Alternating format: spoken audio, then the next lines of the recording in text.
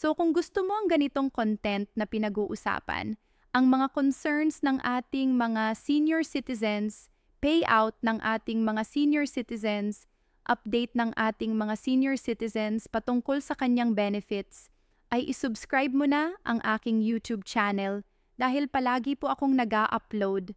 Araw-araw po akong nag-u-upload para po merong mga updated information na malalaman po ang ating mga senior citizens.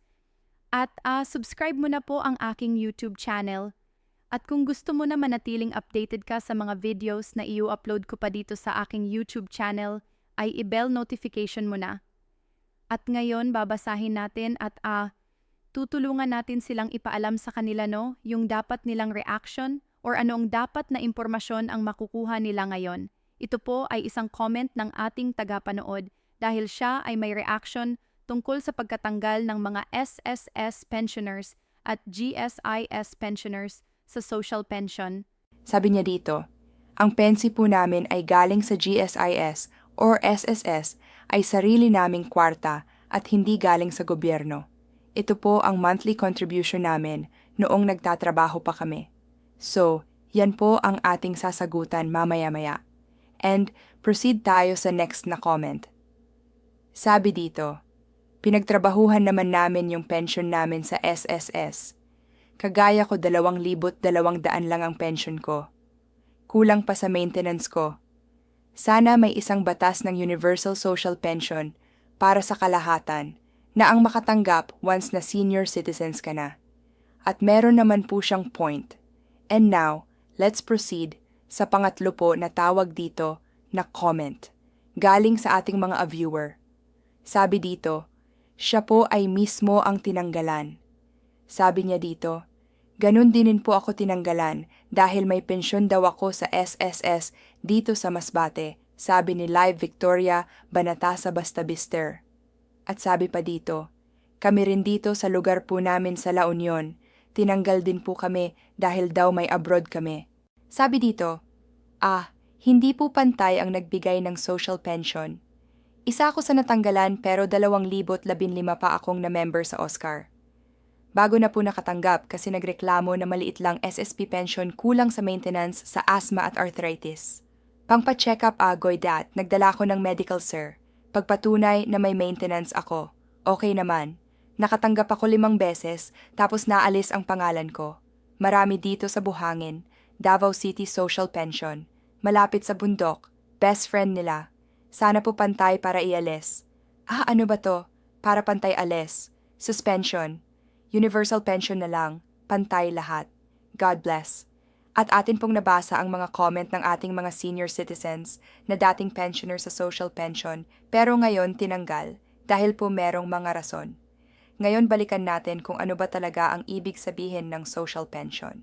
Ano ba ang mga qualifications at ano ba ang dapat nating ilagay natin sa ating puso at isipan kung makarinig tayo ng social pension for indigent senior citizens? Sabi dito, para ma-qualify po tayo sa social pension for indigent senior citizens sa Pilipinas, kinakailangan ng isang tao na matatawag na pensioners ay may edad na 60 taong gulang at higit pa. So dito qualification po kinakailangan siya ay frail, masakitin, at merong disability. At ito pa po ang klaro po na minention po dito sa social pension na qualification na dapat wala pong pensyon na tinatanggap sa gobyerno or sa private insurance or a regular source of income or support. So kanina nabasa natin na merong tinanggal na merong pensyon sa SS, GSIS, may abroad at may sahod. So automatic po kasi kapag magvo-validate ang DSWD, so kapag nakita nila na hindi na po kayo qualified, you're automatically out po sa social pension for indigent senior citizens. Dahil po magfo-focus po talaga ang DSWD sa meaning and sa requirements po dahil hindi po natin pwedeng i-push na meron tayong tinanggap sa other institution or government or any insurances. Pero ang tawag dito, ang tawag ito ay pinapaano pa natin na kulang ang ating, hindi po dapat natin tinatawag dito, pino-force ang mga bagay dahil meron pong sinusunod na qualification si social pension. Marami pa nga pong mga tao or mga senior citizens ang pa nakapasok sa social pension. Nasa waiting list pa na meron pang 600. True.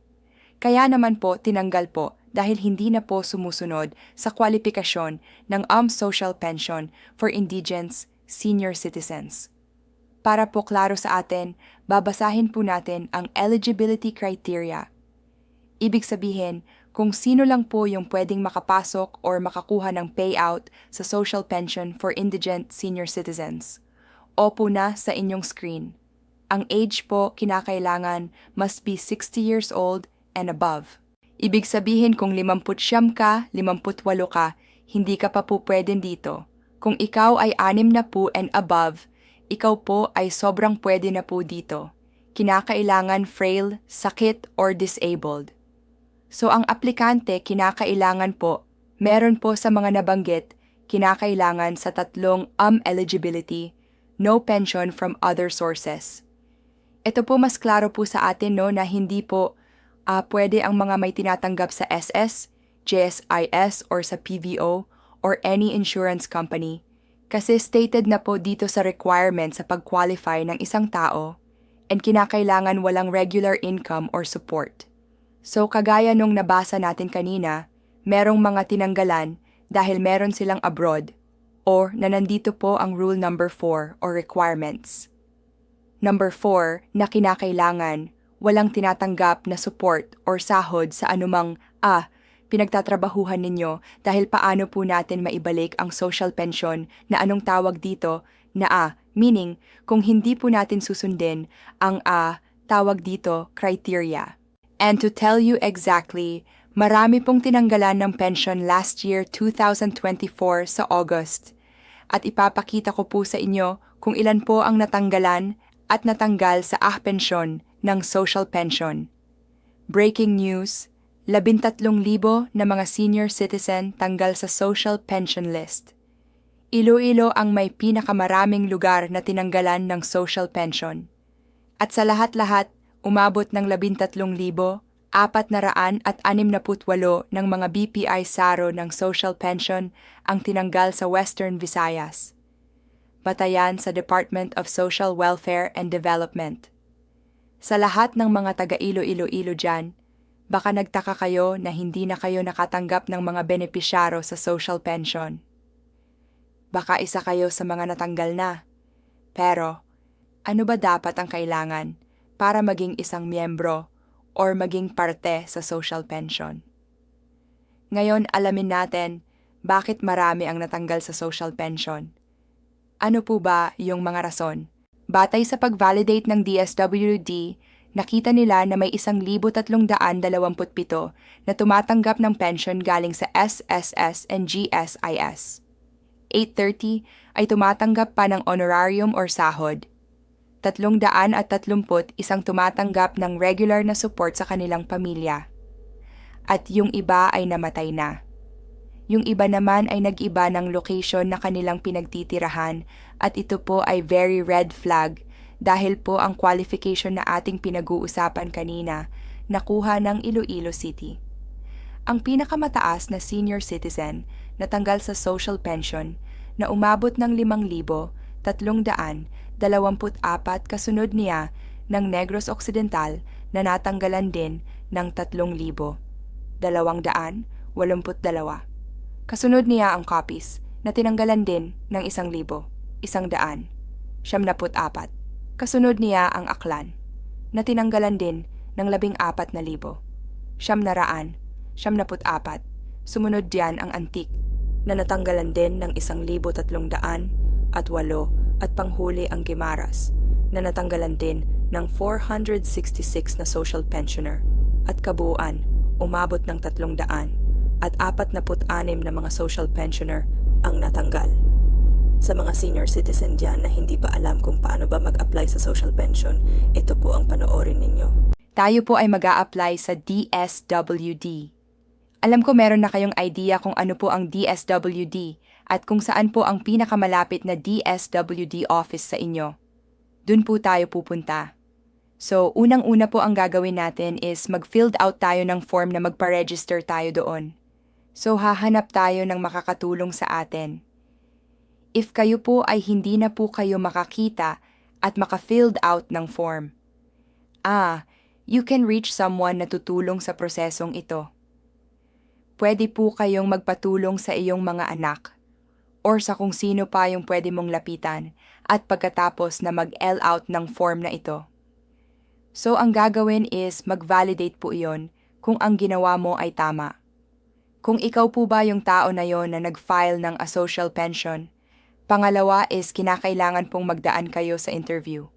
So sa interview ang basic questions kung ano yung nilagay mo doon sa form, kung totoo ba yon o hindi.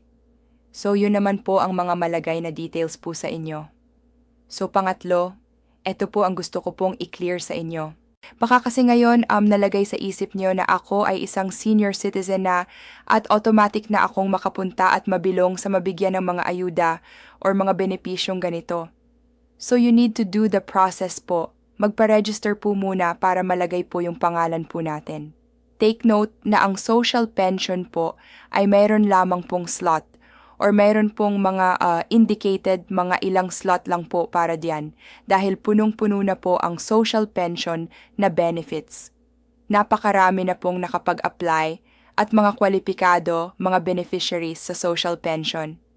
Kaya ang gagawin natin, kinakailangan tayong mag-antay ng ilang buwan o taon bago tayo makapasok sa social pension. Kaya maraming mga nasa waiting list. So kung bakante yung isang slot, so mayon isa naman ang ipasok. So hindi ibig sabihin po na pasok na kayo sa qualifications ay makakapasok po kayo kaagad. Hindi po gan. Kinakailangan pa po na mag-antay tayo na merong slot na ma-open para naman tayo na maka-avail sa benepisyong ito. Alam kong napakarami pa nga hindi miyembro sa social pension and I hope na mabakante.